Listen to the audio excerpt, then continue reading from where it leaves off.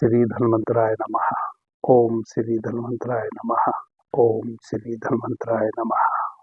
The yoga city channel पर आप सभी मित्रों का आज की चर्चा में मैं स्वागत करता हूं। आदरणीय मित्रों,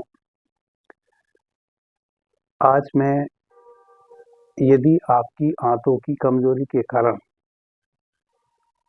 आपको कब्ज रहता है, कॉन्स्टिपेशन रहता है, कैसे आंतों की कमजोरी दूर हो और आंतों की कमजोरी के कारण होने वाले कब्ज से आपका छुटकारा हो, उस संबंध में एक घरेलू बहुत ही अच्छा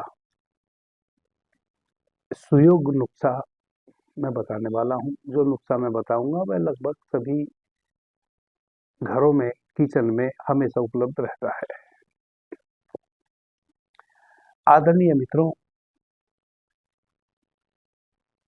हमारे शरीर में अधिकांश रोगों की जननी हमारा उदर ही है और उदर में भी सबसे पहले पाचन से संबंधित समस्या आती है। उसके बाद फिर बाकी समस्याएं पूरे शरीर में फैलती हैं।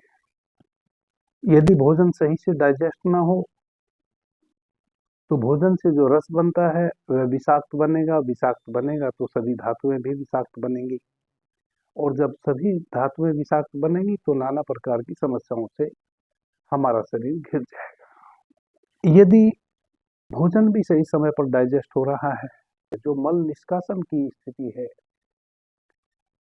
वह नेचुरल तरीके से नहीं हो पा रही है, या तो आंतें कमजोर हैं या उदर में आंव अधिक बनता है, जिसके कारण मल का निष्कासन सही प्रकार से समय पर नहीं हो पाता है। जब मल का निष्कासन सही समय पर ना होए, उस कारण से भी हम नाना प्रकार की समस्याओं से घिर जाते हैं। यदि मलावरोध हमारी आंतों में बना ही रहे तो हमारा पेट गर्म होगा, एक टेम्परेचर बढ़ेगा उदर में, गैस फॉर्म होगी और वह गैस हमारे शरीर के किसी भी अंग पर जाकर जब टकराएगी तो उसको डैमेज करेगी। सर में दर्द तो पैदा करती ही है। केस हैं, बाल है सर के, उन पर इफेक्ट डालती है, आंखों पर इफेक्ट डालती है। इतना तो समस्या आती ही आती है यदि आप आंतों की कमजोरी के कारण सही प्रकार से मल त्याग नहीं कर पा रहे हैं, कब्ज के शिकार है। इस संबंध में औषधियां भी मैंने अनेकों बताई हैं इस चैनल पर भी, और भी अनेकों बताने वाला हूं। आदरणीय मित्रों, उदर रोग बहुत प्रकार का होता है और बहुत प्रकार की ही उसकी औषधि होती है। किन्हीं को बार बार पतले दस्त होते हैं, फिर कॉन्स्टिपेशन हो जाता है, फिर कुछ दिनों तक कॉन्स्टिपेशन के शिकार रहते हैं, फिर कब्ज हो जाता है। किन्हीं को आंव की वृद्धि हो गई है लेकिन आंव निकल नहीं रहा है, किन्हीं को केवल आंव ही मल त्याग में निकलता है। तो यह कई प्रकार की समस्याएं हमारे उदर में, हमारी पाचन क्रिया और निष्कासन क्रिया से जुड़ी हुई हैं। उन सभी की औषधियां भी हैं। आंव यदि रुक गया है तो उसकी औषधि अलग है। आंव यदि बहुत अधिक गिर रहा है उसकी औषधि अलग है। लगातार लूज मोशन ही हो रहे हैं तो उसकी औषधि अलग है। कॉन्स्टिपेशन हो जा रहा है उसकी औषधि अलग है। स्टूल बहुत टाइट सूखा हुआ आ रहा है उसकी औषधि अलग है। और इन सभी समस्याओं की औषधि मैं ऑलरेडी इस चैनल पर बता भी चुका हूं। अल्सर भी कई प्रकार का होता है, उसकी भी औषधि मैं इस चैनल पर बता दिया हूं और भी बताने वाला हूं। कई मित्र इस कंफ्यूजन में भी पड़ जाते हैं कि गुरुजी हम कौन सी औषधि का प्रयोग करें। आदरणीय मित्रों, प्रत्येक औषधि के अपने गुण हैं और आपके उदर में प्रत्येक व्याधि के अपने लक्षण हैं। जो लक्षण आपके भीतर, आपके उदर में उभर कर आ रहे हैं, उन लक्षणों से संबंधित जो औषधि मैंने बताई है उसी औषधि का आप प्रयोग करें। दूसरी औषधि को आप छुए ही नहीं। हाँ, यदि उससे आराम ना मिले तब आप दूसरी औषधि को छुएं। पहली तो बात यह है कि जैसे कि मैंने कहा कि अनेकों प्रकार की समस्याएं हैं हमारे उदर में। दूसरी बात यह है कि एक एक समस्या की बहुत बहुत औषधियां हैं और वह लगभग सभी मुझे बतानी पड़ेंगी। इसलिए सभी बतानी पड़ेंगी कि सभी औषधियां फिर सबको सूट भी नहीं करती हैं या सबके लिए वो अवेलेबल भी नहीं होती हैं। क्या पता किनको कौन सी औषधि सूट करे और क्या पता किनको कौन सी औषधि सहज रूप से उपलब्ध हो जाए। इसलिए आप इस कंफ्यूजन में ना रहें कि मैं कौन सी औषधि लूं। आप वही औषधि लें जो आपके रोग से संबंधित जो लक्षण उभर कर आ रहे हैं, उन लक्षणों के पर आधारित औषधि बताई गई है, आप उसका केवल सेवन करें। इस बात की चिंता न करें मैं बहुत सारी औषधियां बता रहा हूँ। आप केवल इस बात की फिक्र करें कि आप जिस व्याधि हेतु जिस औषधि का सेवन कर रहे हैं, यदि उससे आपको लाभ मिल रहा है तो उसी को निरंतर आप यूज करें एक विशेष समयावधि तक और उस व्याधि से मुक्त हो जाए। यदि वह औषधि रिलीफ ना पहुंचाए किसी कारण या कुछ दूर तक आपको रिलीफ मिले उसके बाद रिलीफ ना मिले, तभी आप किसी दूसरी औषधि को अपने जीवन में अप्लाई करें। आदरणीय मित्रों, दांतों की कमजोरी के कारण यदि कॉन्स्टिपेशन आपको है तो उसके लक्षण यह हैं कि भोजन आपको सही समय पर डाइजेस्ट भी हो जा रहा है, भूख भी खूब लग रही है, लेकिन समय पर निष्कासन क्रिया सुचारू रूप से नहीं हो रही है। आपको बहुत जोर लगाना पड़ता है, बहुत जोर लगाने के बाद जो मल है वो सूखा सूखा बाहर आता है। इसका मतलब आंतों की वीकनेस है। आदरणीय मित्रों, जैसा कि दो वायु हमारे शरीर में अति महत्वपूर्ण है, वह है प्राणवायु और अपान वायु। प्राणवायु जो हम श्वास भीतर लेते हैं, वायु तो एक ही है हमारे शरीर में, जो श्वास के माध्यम से प्राणवायु भीतर लेते हैं, मात्र वही एक वायु है। लेकिन वही वायु हमारे शरीर में अलग अलग स्थान पे अलग अलग कार्य करती है। जैसे जब हम श्वास लेते हैं उसके माध्यम से प्राणवायु भीतर लेते हैं तो वह हमारी नाभि तक पहुंचता है और नाभि से 72,000 प्राण वाहिनी नाड़ियों में प्राण का प्रवाह होता है। जो अपान वायु है, अपान वायु का कार्य है निष्कासन क्रिया को दुरुस्त करना नाभि के नीचे। जैसे आप यूरिन पास करते हैं तो अपान वायु की शक्ति से करते हैं, आप स्टूल पास करते हैं तो भी अपान वायु की शक्ति से करते हैं, आप संभोग करते हैं और संभोग में जो वीर्य का संकलन होता है वह भी अपान वायु की शक्ति के कारण ही होता है। सबसे पहले आपकी अपान वायु में गड़बड़ी आएगी, तभी आपकी आंतें वीक होना शुरू होगी। आपकी आंतों में वह फोर्स नहीं बन पाएगा मल को बाहर त्याग करने का, जब आपकी अपान वायु गड़बड़ हो जाएगी। आप कितनी भी औषधियों का सेवन कर लें, जब तक आप अपान वायु को दुरुस्त नहीं करेंगे तब तक मल त्याग की स्थिति सही कभी भी बन नहीं सकती।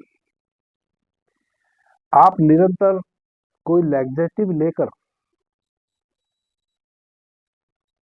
मल का त्याग कर सकते हैं, प्रतिदिन मल त्याग कर सकते हैं, लेकिन स्वयं से बिना किसी औषधि पर निर्भर हुए मल त्याग नहीं कर सकते जब तक आपकी अपान वायु सही प्रकार से कार्य करना ना शुरू करे। अपान वायु सही प्रकार से कार्य करे उसके लिए एक तो छोटी सी विधि है, उसको आप कर सकते हैं। वह विधि है, आप वज्रासन में बैठ जाए, वज्रासन में पीछे पैर ऐसे मोड़ के, या सुखासन में बैठ जाए या सिद्धासन में बैठ जाए या किसी भी आसन में बैठ जाए, बस आपकी रीढ़ सीधी हो। तो एक छोटा सा प्रयोग तो आप जब भी आपको समय मिले करा करें। जैसे सुबह में आप उठते हैं, नित्य कर्म करने के बाद 2-5 मिनट के लिए पालथी मार के बैठ जाइए, किसी भी आसन में बैठ जाइए, रीढ़ को सीधा कर लीजिए, गति से श्वास भीतर लीजिए, श्वास को भीतर होल्ड कीजिए, अपनी नाभि के पास अंतर कुंभक कीजिए, होल्ड कीजिए। तो विधि मैं बता रहा हूं, ऐसे तो यह हठ योग की विधि है और उसका उद्देश्य अलग है और उसको करने के तरीके भी अलग हैं। लेकिन चूंकि आपकी आंतें कमजोर है, केवल उतने भर के लिए आपने छोटा सा प्रयोग करना है, तो उसके लिए यह प्रयोग मैं बता रहा हूं। रीढ़ सीधी करके बैठ जाएं किसी भी आसन में। धीमी गति से श्वास को भीतर लें, श्वास को भीतर होल्ड करें, जिसको अंतरकुंभक कहते हैं। अपनी नाभि तक श्वास को जाने दें और वहीं श्वास को रोकें। उसके बाद अपने गुदा मार्ग को ऊपर की ओर खींचें। एक बार श्वास भीतर होल्ड करने के बाद 7 टाइम आप अपनी गुदा मार्ग को, जैसे जब आप मूत्र त्याग कर रहे होते हैं तो यदि आपने मूत्र को बीच में बंद करना हो तो कैसे करेंगे, उस प्रकार से अपनी गुदा मार्ग को आप ऊपर की ओर खींचे। एक बार श्वास को भरा तो 7 टाइम कम से कम आपने अपने गुदा मार्ग को ऊपर की ओर खींचा। फिर धीमी गति से श्वास को बाहर छोड़ा, फिर दोबारा श्वास लिया, फिर श्वास को भीतर होल्ड किया और फिर 7 टाइम अपने गुदा मार्ग को ऊपर की तरफ खींचा। जैसे आप अपने मूत्र त्याग करने के समय मूत्र यदि आपको रोकना हो तो आप उसको रोकते हैं, उस विधि से। इससे आपकी जो अपान वायु है वह शक्तिशाली बनेगी। तो 5 बार आप श्वास लें, प्रत्येक श्वास में 7 बार अपने गुदा मार्ग को सिकोड़ने की कोशिश करें श्वास को भीतर होल्ड करके। यह तो हो गई एक योगिक छोटी सी विधि। दूसरा, आप मेथी ले लें, जो देसी मेथी आती है। 2 प्रकार की आजकल मेथी आने लगी है, एक तो बड़े बड़े बीज आते हैं, एक थोड़ा छोटे छोटे बीज आते हैं। तो जो छोटे छोटे बीज आते हैं मेथी के, जिसको हम देसी मेथी कह सकते हैं, एक फार्मी मेथी हो गई और एक देसी मेथी हो गई। तो वह देसी मेथी आधा किलो ला के रख लें, उसको खूब बारीक चूर्ण बनाएं, मिक्सी में डाल के बना लें। पहले थोड़ा धूप में सुखा लें, उसके बाद उसको खूब बारीक चूर्ण बना के डब्बे में बंद करके एयर टाइट करके रखते हैं। 50 ग्राम गुड़ ले लें, बिना मसाले वाला गुड़ ला के रख लें थोड़ा। 50 ग्राम गुड़ ले लें, रात्रि में सोने के समय उस गुड़ को थोड़ा अच्छे से पीटें, पीट के उसकी लुगदी सी बना लें और वह 1 चम्मच जो मेथी चूर्ण है उसको उसमें खूब अच्छे से गूंथ दें। अच्छे से गूंथ के उसको मुंह में रख के फिर खा लें, निगल लें। ऊपर से 1 गिलास गर्म पानी पी लें और सो जाएं। सुबह पेट तो साफ आपका हो ही जाएगा। इसके अतिरिक्त आपकी आंतों को यह बहुत शक्ति प्रदान करेगा। खास करके बड़ी आंत में जो कमजोरी आ जाती है उसको ये महीने 20 दिन यदि निरंतर आप इसका सेवन करते हैं तो कंप्लीट नेचुरली स्थिति प्रदान कर देगा। जैसी आंतें नेचुरली मजबूत होती हैं उतनी मजबूत आपकी आंतें हो जाएगी। कॉन्स्टिपेशन तो पहले दिन से ही दूर हो जाएगा, मल त्याग सही से आप कर पाएंगे पहले ही दिन से। फिर सुबह मल त्याग करने के बाद वह श्वासों का प्रयोग करें, अपने गुदा मार्ग को 7 बार ऊपर खींचे, अब 5 टाइम श्वास को भीतर रोकें। इस प्रकार से 30-40 दिन अगर आप यह दोनों अभ्यास करते हैं तो आंतों की वीकनेस की जो समस्या है, जिसके कारण आपको सूखी लैट्रिन होती है, बहुत जोर लगा के लैट्रिन होती है, घंटों घंटों आपको संडास में बैठना पड़ता है, यह समस्या आपकी सोल्व हो जाएगी। आदरणीय मित्रों, गुरु अमृता औषधि जो 80 प्रकार के वात रोगों के लिए अमृत तुल्य औषधि है।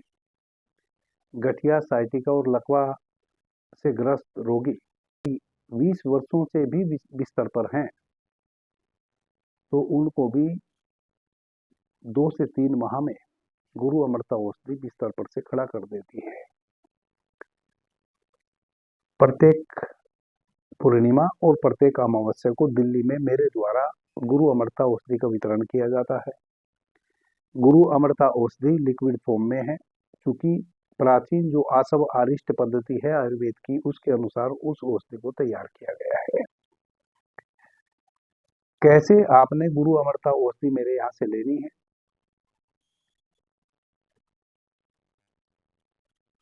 उससे संबंधित मैंने एक वीडियो अपने चारों चैनल पर बनाया हुआ है। गुरु अमृता नाम याद रखेंगे, गुरु अमृता औषधि नाम से।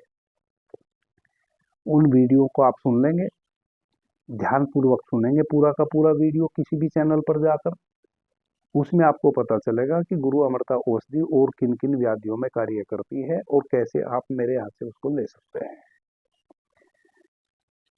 गुरु अमृता औषधि हमारे यहाँ निःशुल्क ही उपलब्ध है। हम किसी भी प्रकार से किसी से भी गुरु अमृता औषधि का कोई शुल्क नहीं लेते हैं। एक बार में 15 दिन की औषधि देते हैं। करीब 1.5 लीटर औषधि आपको चाहिए होती है 15 दिन में।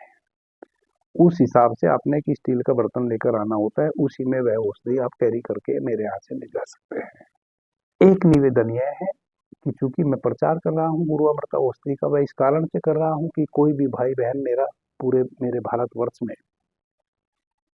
यदि गठिया, साइटिका या लकवा से ग्रस्त होकर बिस्तर पर आ गया है तो उसका जीवन बच जाए, वह वापस से सबकी तरह जीने लगे, वह भी बिस्तर पर खड़ा हो जाए, चलने लगे। मैं प्रत्येक वीडियो में गुरु अमृता औषधि के विषय में यह बताने का प्रयास करता हूँ। आप लोगों से हो सकता है जो आप मित्र मुझे सुन रहे हैं, आपको गुरु अमृता औषधि की आवश्यकता ना हो, किन्हीं और को हो, तो उनके लिए आप इतना प्रयास करेंगे कि जो गुरु अमृता औषधि से संबंधित मेरा वीडियो मेरे चारों चैनल पर किसी भी एक चैनल से आप ले लें, उसको स्वयं सुने और फिर आगे उस वीडियो को आप प्रेषित कर दें, ताकि उस वीडियो को वह अगला व्यक्ति सुन ले जिसको प्रॉब्लम है, और वह उस वीडियो में जो कहा गया है उसको फॉलो करते हुए गुरु अमृता औषधि हमारे यहाँ से ले जाए। मुझे जितने अधिक से अधिक गठिया, साइटिका, लकवा व्याधि से ग्रस्त लोगों की मैं सेवा कर पाऊंगा, उतना ही अधिक खुशी मिलती है। अभी के लिए इतना ही। आपने मुझे ध्यान से, प्रेम से सुना, उससे मैं बहुत अनुग्रहित हूँ। सभी मित्रों को मेरा प्रणाम, धन्यवाद। हर हर महादेव।